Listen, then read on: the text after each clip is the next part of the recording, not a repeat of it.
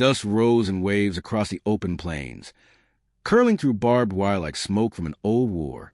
The late afternoon sun bled gold across the horizon, heat dancing off rusted fence posts and sun-bleached prairie. A lone pickup truck groaned over the rutted dirt road, its frame vibrating like an exhausted soldier long past his prime. Inside, Cole Maddox leaned forward over the steering wheel, knuckles white against the leather. His eyes, cold gray, unflinching, scanned the land as though he still expected ambushes. The Army had trained him to notice anomalies, and somewhere in the marrow of his bones, that instinct hadn't dulled. He wasn't headed anywhere in particular. Home was behind him, burned in more ways than fire could manage. What waited ahead was just a patch of land with broken fencing and a barn half swallowed by the wind. Still, the truck moved on. Then he saw them, shapes, unmoving, tethered to a fence about 100 yards off the road. He eased off the gas. The dust caught up with the truck and swallowed it whole. Cole opened the door before the engine stopped humming. He reached under the seat first. Old habits. Pulled out the Glock, chambered it silently, stepped into the heat. The buzz of cicadas was deafening now. His boots crunched over dry grass as he moved toward the figures. 3 girls, tied to the fence, rope digging into wrists and ankles. Faces blistered from sun, lips cracked. One was slumped forward, unmoving. The oldest, maybe 20, looked up at him. Her eyes were wide, cautious, but not afraid. Not anymore. That part of her had burned away. Who did this? Cole's voice was gravel and smoke, years of command worn down by silence. The girl licked her lips. Blood. Our father. He crouched, slicing the ropes with a knife he always carried in his boot. The youngest was maybe 8, unconscious, face pressed into the dust. He lifted her gently, surprised by how light she was. The middle one, freckled, maybe 15, winced as she stood. The eldest helped her, steady hands despite the cuts. None of them asked who he was. They didn't need to. Cole didn't speak again until they were in the truck. The girls huddled in the back seat. He glanced in the rear-view mirror once. The road behind was empty, but his gut twisted. Their father wouldn't be far. The drive back to the ranch was quiet. Sophie, the youngest, stayed limp in his arms until she stirred halfway there. He didn't speak to comfort her, just pulled his battered canteen and held it to her lips. She drank like a dying animal. The cabin was old, timber darkened by storms and solitude. He hadn't expected company. Dust still covered most of the floor, but the fire pit worked, and so did the stove. He laid Sophie down on the only couch and motioned for the other 2 to sit. They didn't. Not right away. Finally, the eldest girl spoke. "My name's Clara. That's June. And the little one, Sophie." Cole nodded, pulling cans from the cupboard and opening them with the mechanical efficiency of a man who'd eaten in silence too long. "You got a name?" Clara asked. "Cole. Just Cole." He looked at her then, long and hard. "For now." She took the soup he offered without flinching. Her hands were raw, fingertips cracked. He noticed she didn't blow on the spoon. She ate like she hadn't in days. Because she hadn't. June finally sat. She stared into fire like it might reach out and whisper something she'd lost. Sophie slept, restless. Cole placed a blanket over her small form and lingered a moment. He had seen children broken by war before, but not like this. This wasn't some desert town across the world. This was Texas. And someone had tied 3 girls to a fence and left them to the sun like animals. That night, after they ate, the girls lay side by side on an old mattress Cole dragged from the guest room. June drifted off fast, her body desperate for rest. Sophie twitched in her sleep. Clara stayed awake longest. Cole sat by the fire, polishing his weapon. He hadn't spoken much. He wasn't good at it. Clara, though, wasn't afraid of silence. "You live here alone?" "Yeah." "No wife?" "No." "Kids?" His jaw clenched slightly. "Wasn't in the cards." Clara didn't push, but her voice softened. "You didn't have to stop. You didn't have to bring us back here." Cole didn't answer. The fire cracked, throwing light over his face. Clara watched him. not out of suspicion, but curiosity. There was something in the way he moved, always watching the shadows, like he expected them to fight back. "You were in the army?" she asked. He nodded once. "Delta?" She didn't pretend to know what that meant, but she understood the way he said it, like it was a door he never fully closed. A breeze rolled through the window, lifting the curtain like breath. Clara lay back slowly, pulling the blanket up, her voice barely above a whisper now. "We weren't going to make it through another night." Cole's fingers froze over the barrel of his Glock. "I know," he said. Outside, a coyote howled in the distance, but the girls didn't stir. Cole stood, checked the locks, and looked out into the night. The stars were scattered and cold, the way they'd always been. He didn't feel like a hero. He hadn't felt anything in years. But something in his chest tugged now, sharp, foreign. He looked back toward the room. 3 sleeping girls. 1 quiet ranch. The hum of ghosts that never left. And far, far away, someone was probably loading a gun, cursing a name. Cole didn't know why he'd stopped that truck. But he knew one thing for sure. Whatever was coming, it would have to go through him. The morning sun rose like a slow flame over the plains, cutting through the mist in long golden blades. Cole was already outside, splitting wood in rhythmic strokes, shirt clinging to his back, sweat tracing lines down his spine. Each swing was a wordless purge, of memory, of rage, of the ache that never quite left his chest. Inside the cabin, Clara stirred first. She stood at the doorway, silent, arms crossed against the cool breeze. Her eyes trailed from his shoulders to the rhythm of his axe. She didn't speak, but something in her face said she'd seen that kind of focus before, in people trying not to break. "I used to do that," she finally said. Cole didn't stop. "Not like that," she added. "But when Ma got sick and Pa started drinking harder, I'd go outside, split kindling until my hands bled, pretended the pain was mine to choose." Cole paused, wiped the sweat from his brow, and glanced at her. "You don't talk like a girl your age." She smiled faintly. "I stopped being a girl a long time ago." Sophie cried out from inside, a small, sharp sound like a wounded animal. Clara turned instantly, rushing back through the door. Cole followed. The child thrashed under blanket, eyes shut tight, breathing fast. June was already beside her, whispering soft words, trying to calm her. "She has these every night," Clara said. Started after the well. Cole crouched next to Sophie, laid a steady hand on her back. His voice was low, solid. "You're safe now. Nobody's going to hurt you again." It wasn't magic, but the girl's breathing slowed. Her fingers stopped clawing at the blanket. She didn't wake, but her body settled. June looked up, her voice fragile. "He used to lock her in the root cellar when she cried. Said she was weak. Said crying was sin." Cole stood slowly. His face was unreadable, but something deep in his jaw flexed, like a bone grinding against itself. "You won't ever go back there." No one spoke after that. The silence said enough. By afternoon, June was laughing. It was a thin, reedy sound, awkward and brief, but real. Cole had taken her outside, handed her his old army canteen, and showed her how to track footprints in the dry dirt. She picked it up fast, too fast, like survival had already taught her most of it. "You're smart," he said. June smiled, shy but proud. "I used to sneak away at night, into the woods. I'd follow deer just to pretend I wasn't me." Cole nodded. "That's how you learn." She hesitated, then asked, "Were you ever scared? Out there?" His eyes lingered on the tree line. "All the time." She looked surprised.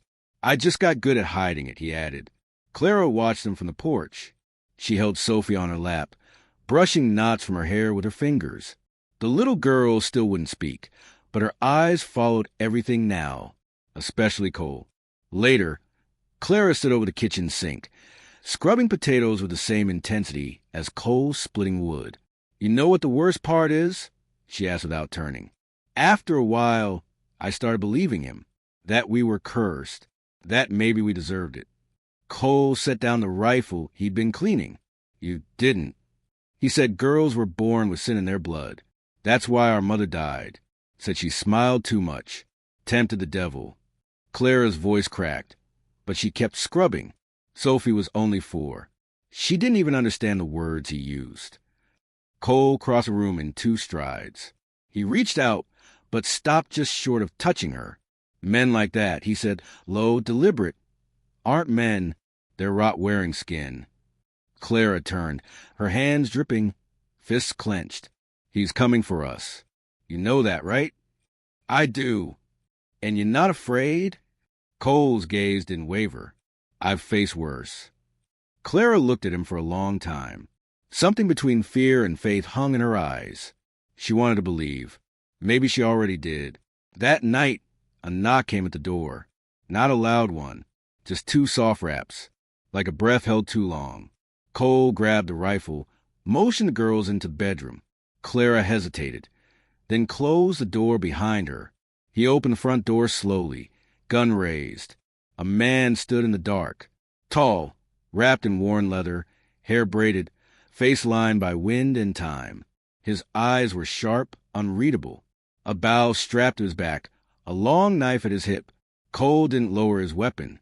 The man didn't flinch. I'm not here to take, he said, voice low and graveled. Just passing through. Cole studied him. The man's eyes flicked toward the cabin behind him. You got shadows moving. People who left blood behind. Not your concern, Cole said. It is, the man replied, because their blood runs louder than you think. And the ones who spilled it, they're coming. Cole lowered the rifle a few inches. You military? No, but I know war. The man stepped back into the dark. I'm called Hawk. I'll be nearby. He vanished into the night like smoke. Cole shut the door slowly. Clara was already standing there, holding Sophie in her arms, eyes wide. Who was it? She asked. A ghost, Cole murmured, with good timing. The fire burned low that night. The cabin smelled of ash and stew. June fell asleep against the wall, clutching a tin cup. Clara watched the flames, her face soft with questions she couldn't yet ask. Cole didn't sleep. He sat by the door, rifle across his knees, eyes locked on the black window pane. The past had come looking, but for the first time in years, he wasn't planning to run. He was preparing to stay. Lightning cracked open the sky like a whip, painting the plains in flashes of violent white. Rain came hard and sudden, slamming into the roof like a drumbeat of war. Inside the cabin, every board groaned with the pressure. Sophie whimpered in her sleep, and Clara shifted closer, wrapping her arms around the child like armor. Cole stood by the window, eyes fixed on the darkness beyond. The rifle rested in his hands, loaded. He hadn't blinked in minutes. He could feel it, not the storm, the quiet beneath it, the kind that always came before blood. They'd been spotted 2 days ago. A ranch hand at the feed store had recognized Clara, muttered something about the Monroe girls, still drawing breath. Word didn't take long to travel in these parts, least of all to Levi Monroe. June appeared beside him now, barefoot, her curls damp from sweat and sleep. I heard hoes, she whispered. Cole didn't question it. She was sharp, too sharp for her age. He clicked the lantern off and moved to the door, easing it open just enough to let the storm wind slap him in the face. The tree line in the distance pulsed with shadows. Then movement. Riders. 3, maybe 4. Get Clara, he said. Now. June ran. Cole stepped onto the porch. His boots hit the wood like a warning. He stood tall in the rain, a black silhouette with nothing left to lose. From the dark, a voice slithered forward, drunk on thunder and vengeance. Give him back, Maddox. Cole recognized it immediately. Levi Monroe, the kind of man who wore scripture like a weapon and hellfire like cologne. They're not yours, Cole shouted back. Not anymore. Blood's blood. I raised them, fed them, beat the sin from them when it came. You left them to die on a fence. A pause. Then laughter. Ugly. Cracked. That was mercy. The thunder swallowed the next few seconds. Cole could feel Clara step beside him, trembling but unbroken. She held the revolver he'd given her earlier. June stood just behind, gripping Sophie's hand. They don't want to go back, Cole said, louder now. And they're not going. then you die with them. The first shot hit the porch railing, splintering it apart. Clara screamed. Cole shoved her down and returned fire. Clean, efficient, aimed center mass. He missed, but they scattered. That was enough. Another round zipped past the window, shattering glass. Sophie cried out. June dragged her behind the couch. Cole moved like instinct, firing, ducking, sweeping across the cabin floor with practiced grace. Clara crawled to reload beside him. Her hands shook. He didn't say a word, just covered her. Then motioned near the back. A shadow peeled away from the barn. Hawk. He moved like wind, like vengeance reborn. Knife in hand, he swept low, catching one of the riders at the edge of corral. A grunt, a thud, then silence. Inside, the air was thick with gunpowder and fear. Cole could hear Levi shouting orders. One of the men flanked left, trying to circle toward the back door. Cole waited. Listen. Boot steps in mud. He swung the door open and fired once. The man dropped like a sack of grain. Back inside, Clara fired a single shot, clumsy too high, but enough to drive one of the attackers back into the storm. Her breath came in ragged bursts, eyes wide but blazing. I got one, she gasped. You scared him off, Cole said. Good enough. Outside, silence again. Then Levi's voice, closer now, soaked and snarling. You think you're some savior, Maddox? Some righteous ghost come to fix what ain't yours. Cole stepped forward. No, I'm just a man who doesn't let cowards win. You forget who you're talking to, Levi growled. I'm their blood. You're their past. They came together fast. Levi lunging from the dark with rusted blade. Cole met him halfway, tackled him into the mud. Fists, elbows, knees. It was raw, primal. Lightning lit their faces in violent flashes. Levi's eyes burned with madness. Cole's with resolve. He took a hit to the jaw, stumbled, then slammed his forearm across Levi's throat. They wrestled in the dirt, soaked and furious, until Cole pinned him, rain dripping from his chin. You tied them to a fence, he spat. You don't deserve to breathe. Levi grinned, blood smeared across his teeth. They were mine to raise. They're mine to protect. Cole raised his fist, but stopped. He didn't want revenge. He wanted peace. Behind him, Hawk appeared like a phantom. He won't stay gone, Hawk said. Then I'll build a fence he never crosses, Cole replied. He stood and walked away, leaving Levi gasping in the mud. By morning, the storm had passed. The sky hung soft and gray, like a blanket too tired to shine. Inside the cabin, June slept in the corner. Sophie curled beside her like a kitten. Clara stood at the window, watching the horizon. Cole leaned against the doorframe, bruised and battered. You didn't kill him, she said. No. Why not? He looked at her, eyes tired but steady. Because I'm not him. She stepped closer. There was a gentleness in her face now. Something unspoken. Gratitude. Maybe more. You didn't have to stay and fight for us, she said. I know. Why did you? Cole hesitated. Then simply, because you're worth it. Clara's lips parted, but no words came. The silence between them said more than language could.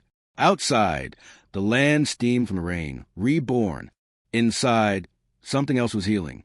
Cole walked toward the back room, where the girls lay in the early light, safe for the first time in years.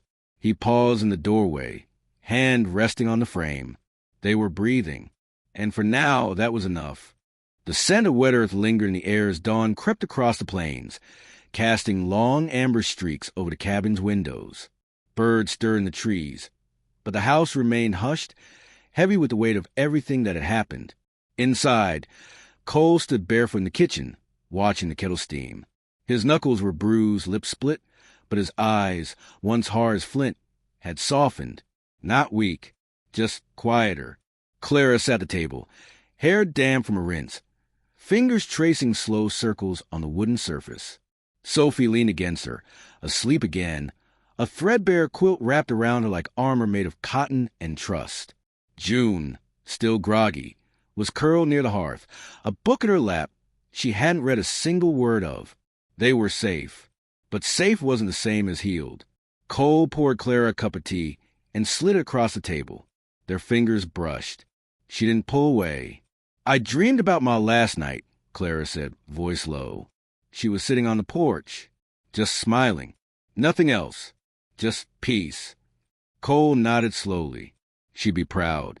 You kept them alive. Clara looked at him then, eyes sharp but glistening.